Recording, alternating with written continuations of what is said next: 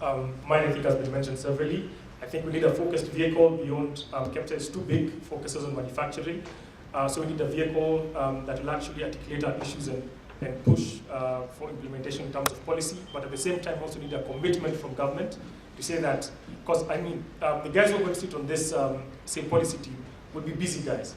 So it would be, I'd be very mad if I'm to participate and give my input, and then that document doesn't get implemented or doesn't move forward. So one, we need to create that vehicle, but we also need commitment from government in terms of pushing those things forward.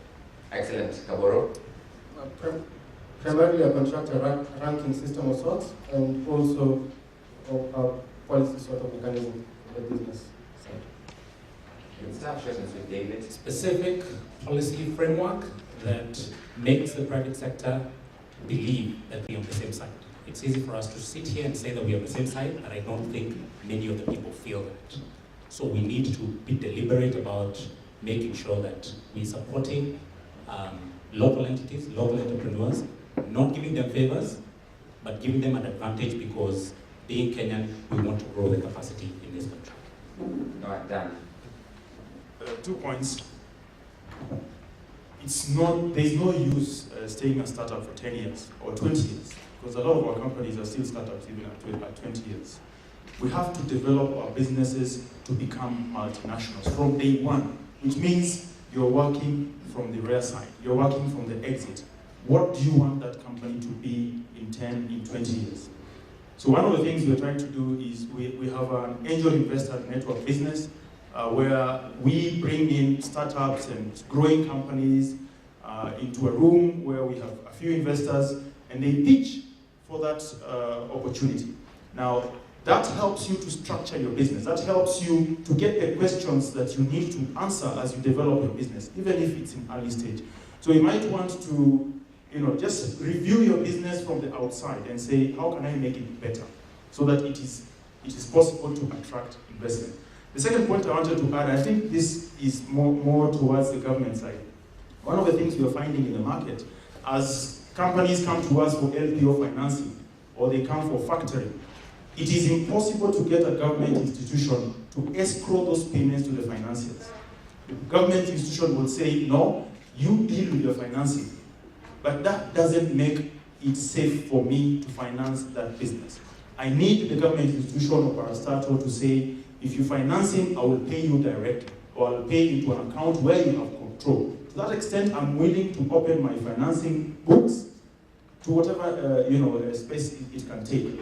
If I don't get that support from government, it becomes impossible. And I think that's something that we need to look at. All right, Mike. I think from my table, what I'd like to do is take an action point and put commitment. Sorry. Mike. I'd like to put commitment or something I'm going to do. I would like to champion the policy paper, and I'm also willing to fund the policy paper because for me, I think we want action. So what I'm hoping to do by the time we leave this room, we can put a team together that is going to commit to put up a policy paper, and within a month we can again call this meeting and present the policy paper. That's the first thing, okay? Because I think we need to have timelines, otherwise we'll just be talking, The next thing is we also need to identify bilateral agreements with government, whereby the government can work with us through the embassies and through the trade attaches to be able to help us expand our businesses. When I went to Nigeria, you go by yourself, there's no one helping you, you hit the streets by yourself. I can assure you, most of these global companies, by the time they come here, the trade attaches are helping them come here, set up meetings for you. In our markets, when I go to Nigeria, you're all by yourself. So we need to find ways, and Paul, to work with the trade attaches to help technology companies expand beyond Kenya. And lastly is the contractor ranking system. I think part of the policy paper is also to ensure that we are able to capture IP policy, procurement policy, the link to the Vision 2030 in terms of knowledge economy, and also in terms of skill development, because today skills are so expensive that we did the DTI with something called DTI, right? The DTI is peanuts. For instance, if I look at the training budget, our training budget is 20% of the total payroll. But how much of that do we get subsidies from government? We don't get anything. In other countries, you find that the government, if you're able to demonstrate that you trained, the government is able to give you a tax rebate for training. Because as you develop skills in the market, right, by default, you develop the economy. So one of the things we're also going to try and do is try and put together a policy paper in terms of skill development and tax incentives. Thank you. I think the only thing we need is two things. We need a policy paper, as Michael said, and we need the sector to self-organize. If the sector does not self-organize, what will happen is that even after you do the policy paper, government will pretend that it's taking the sector seriously, and it will not. Because what will happen is that the way the government works is that there are influential private sector players who have government access. Okay? And then there are bodies that are structured properly so that it doesn't matter who heads that body, they still have access. If you look at apparel, look at the architects,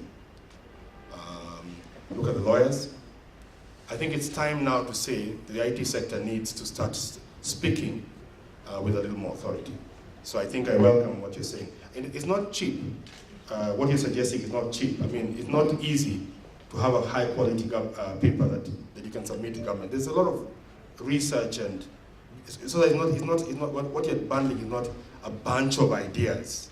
You know, you will need to submit a document that is, you know, for lack of a ranking, local ranking, that is Gartner IDC grade. What I mean by Gartner IDC grade, just talk about rankings. The way that international community works is that there's some companies that exist just to do rankings. If I want to find out which is the best company to do shared services, if I want to come out with which is the best company to do business process outsourcing, all I do is look at a Gartner ranking. Because Gartner exists and has been doing it independently and has established a reputation. So I think we need that here as well. And I know that our director of marketing has been doing a lot of work with respect to partnering with Gartner. And the reason why we did our own research paper using IDC was for that reason. So I think that's important. Somebody asked us to talk about IP. I think when you do the policy paper, don't forget intellectual property, because that's a legal issue, and I remember Kipton is talking about it. There's been a lot of discussions about intellectual property, and that discussion is a global discussion. Remember also one thing that you need to inform your paper, is that Kenya is part of the WTO. And when you're part of the WTO, your procurement rules feed into the global rules of engagement. For example, the WTO countries cannot be protectionist. Okay? When you do a tender in a WTO economy, there's some things you cannot do. So I think just pay attention to that. Then the last thing that I suggest is that we're having a Connected Kenya Summit again this year on April 2nd to April 5th. Great timing. Two things will happen. You will, as a matter of necessity, have that policy paper ready. And we will, as a government, have our master plan ready. So we have two documents that are sort of flying, and I know Harry, who I haven't had speak, is one of the consultants we've been working with on getting our master plan, the National ICT Master Plan done. And we want to start the process of validating it. And some of the things you've discussed will feed into that master plan. All right. Yeah, the first point which I would recommend to the forum is you need to, in a very deliberate way, create what we call advisory boards pool within the ICT board. That means you have a strong Kina Dan sitting there, you have a Kina David, a pool that each one of us, if we wanted to pick somebody to advise us on investment, advise us on raising money, those type of things, we can come to Paul and say, give me 5 names, give me 2 names. It's the secret behind the Silicon Valley success. So that you have successful names which are read out to startups to babysit them until they do things correctly. And that's one of the points that I think you need to pick up. The second point is a policy clarification. Within the Vision 2030, what we have is BPO. Now, what I'm hearing you saying is you also want to do a lot of consulting work. So you need to clarify the policy in terms of your research, which are the big jobs that can drive us as we move forward. So that we don't keep on talking what we don't want to do. So that's the other point. The last point, the word multinational is developed over time. You don't wake up as a company and become multinational. Multinational in strategy is a defined name of certain companies who operate in certain geographical areas in the world. So you also need, as yourselves, to start a debate. How do you internationalize yourselves? So that we are not focusing on those who are already there, we are also focusing on how we shall be there. And I think I write the Nazareth the quote. That whole area of internationalizing your business is a strategy area, and you need to think through it. And that's where now the ICT board can also give you the forum to rethink which are the roles which can allow you to team together, which are the issues which are concerning you. And then finally, and I want this to be taken seriously, the county government bill will now be an act of parliament. You need to understand that bill thoroughly because it is the foundation of transformation for the country. The traditional government that we have been used to saying is not the one in the constitution.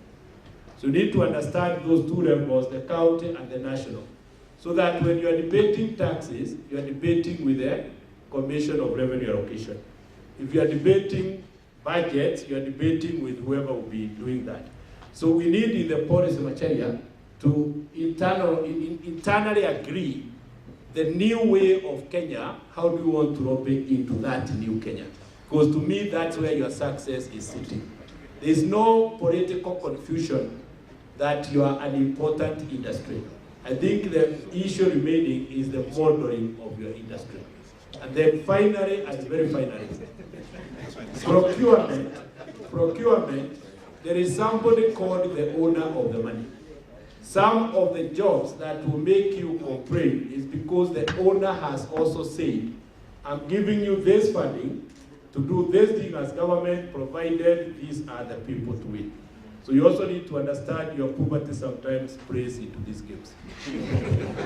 All right, and Dr. Wanyama. I want to do the last one. I remember the priest, he kept on and saying, finally, the whole church clapped. So I just want to make 2 points, and I think it's important. I think if we sit here and I make it clear, we say that, what do you want us as government to do for you? That's the wrong approach. We'll never do anything for you. It's you will come in partner. And I think, Mike, I'll take your point, and I'm leading that team. If we can form it next week, we sit down, all these things you're talking, let's form that team. We must inform the second medium-term plan, which comes to effect in June 2013. And we can start this team working next week. We address all those issues which are coming. I'm in it myself. It's a Friday, enjoy yourselves. All right, Dr.